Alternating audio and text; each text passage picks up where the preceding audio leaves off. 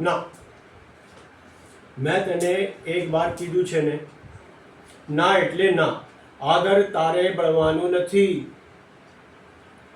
હું તને પહેલા જ કહી દીધું છે કે ગ્રેજ્યુએશન પછી તારો લગ્ન થઈ જશે. અને તું એને સમજાતી કેમ નથી? એની માં છે ને તે ચૂપ કેમ બેસી છે? જો મીરા, નાકામી જે ના કર. છોકરો અમેરિકામાં વેલ સેટલ છે, ફેમિલી પર વેલ સેટલ છે. આ અઠવાડિયા એ છોકરો આવવાનો છે. જો તને પસંદ કરશે તો તારો લગ્ન થઈ જશે. બહુ બની લીધું. જો બનવાનું હતું બની લીધું. બસ હવે મારે બીજું કાંઈ સાંભળવા નથી. ઠીક છે? અને તું એના ઘરના બધા કામકાજ શીખવાડ.